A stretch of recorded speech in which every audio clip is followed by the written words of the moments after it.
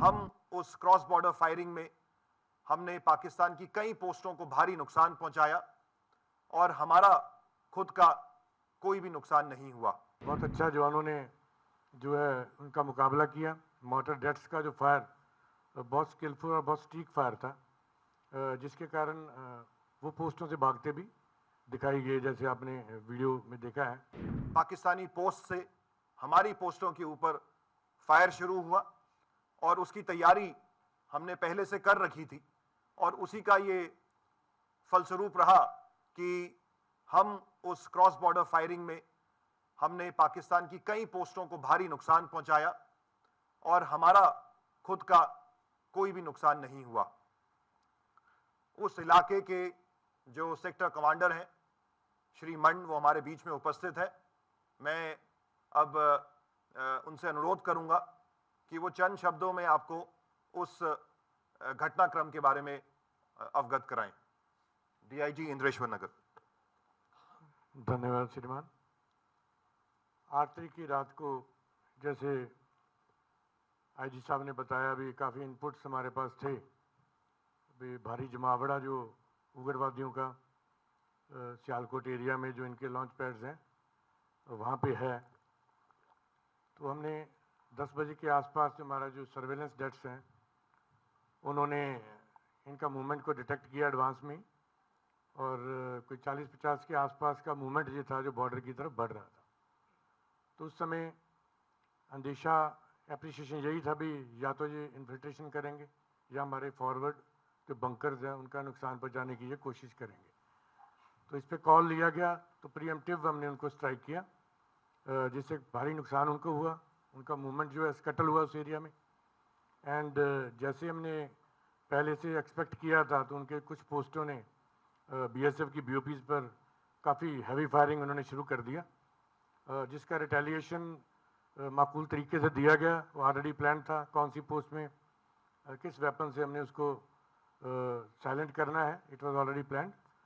And बहुत अच्छा जवानों ने जो है उनका मुकाबला किया। मॉर्टर डेट्स का जो फायर बहुत स्किलफुल और बहुत स्टीक फायर था, जिसके कारण वो पोस्टों से भागते भी दिखाई गए, जैसे आपने वीडियो में देखा है। अपने पोस्ट छोड़ छोड़ कर भागने लग गए और जो मूवमेंट पूरा उनका स्कटल हुआ, और जो इनपुट्स हैं काफ़ी उनके लोग हताहत हुए उस इलाके में, टेररिस्ट भी और उनके सपोर्टर्स भी, और कुछ आर्मी और रेंजर्स भी। So that is all about that, and rest is history. We have already briefed you on site about that. तो 8 तारीख की रात को जब ये घटनाक्रम को हमने अंजाम दिया, उसके बाद से दुश्मन के हौसले उस इलाके में पस्त हुए। अगले दिन 9 तारीख को पाकिस्तान के द्वारा सांबा का इलाका छोड़कर जम्मू के उत्तरी इलाके में, जो अखनूर के नजदीक पड़ता है, वहां पे अंतर्राष्ट्रीय सीमा पर अनप्रोवोक्ड क्रॉस बॉर्डर फायरिंग को शुरू किया गया और उसकी तैयारी बॉर्डर सिक्योरिटी फोर्स ने पहले से कर रखी थी।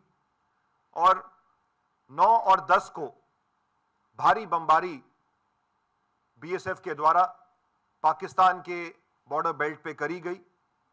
इस दौरान हमने ये प्लानिंग कर रखी थी कि मौका मिलेगा तो अंतर्राष्ट्रीय सीमा के नजदीक जो आतंकवादी लॉन्च पैड्स हैं उन पे भी बीएसएफ के द्वारा हमला किया जाएगा।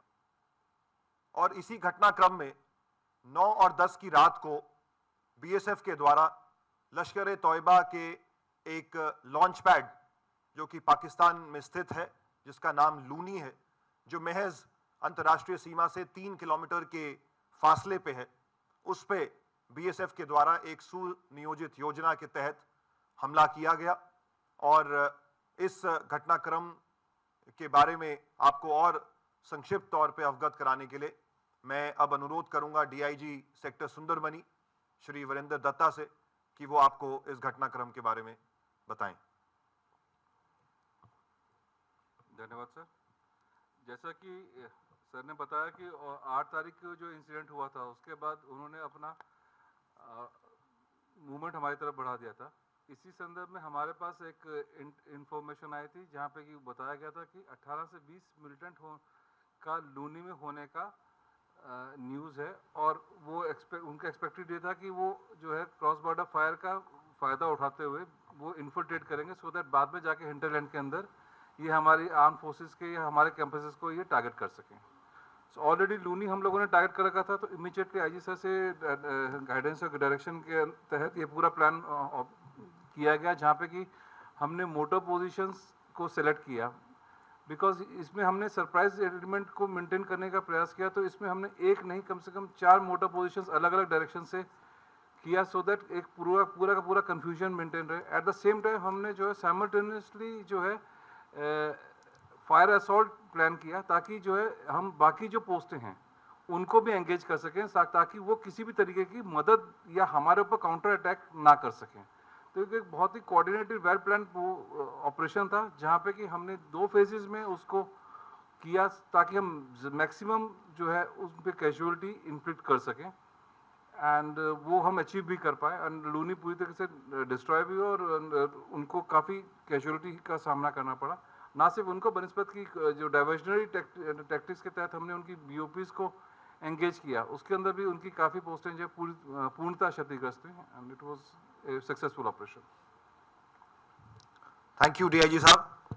इसी के साथ साथ 9 और 10 की रात को जब आरसपुरा सेक्टर के इलाके में भी फायरिंग चल रही थी, जिसमें दोनों ही तरफ से पिच्ड बैटल्स लड़ी जा रही थी, तो बीएसएफ डटी रही, और उस इलाके में भी एक पाकिस्तानी लॉन्च पैड मस्तपुर के बारे में हमें 7 मई से पहले कुछ इनपुट्स आए थे।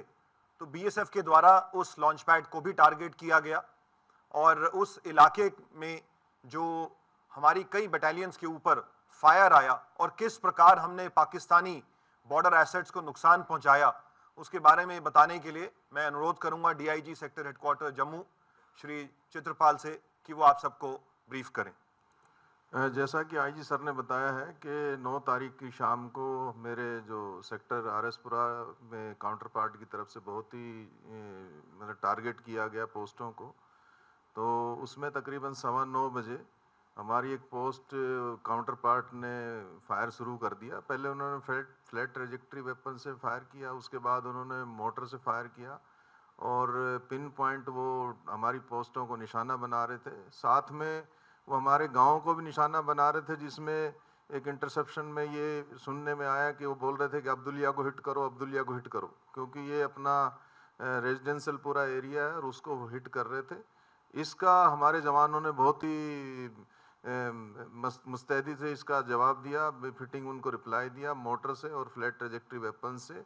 सुबह 4:30 बजे करीब फायर थोड़ी सी उस समय कम हो गई थी, और उस समय ड्रोन की एक्टिविटी उन्होंने बढ़ा दी, और ड्रोन की जैसे एक्टिविटी बढ़ाई, फिर उन्होंने अकस्मात 5:15 बजे करीब दोबारा से उन्होंने सभी पोस्टों पे दोबारा फायर किया, और हमारी एक बीओपी ने जो पोस्ट से थी हमारी मोटर पोजीशन, उन्होंने मस्तपुर जो काउंटर पार्ट के एरिया में एक लॉन्च पैड था उसको पूरी तरीके से उसको तबाह किया।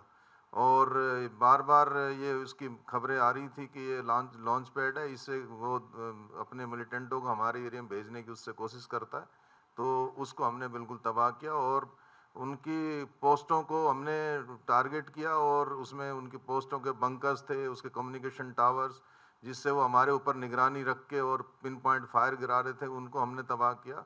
और फायरिंग के दौरान देखा गया कि उनके जवान जो है पोस्टों से पीछे जा रहे थे दौड़ के, और इंटरसेप्शन से लग रहा था कि उनको भारी इसमें फायरिंग में नुकसान हो रहा है।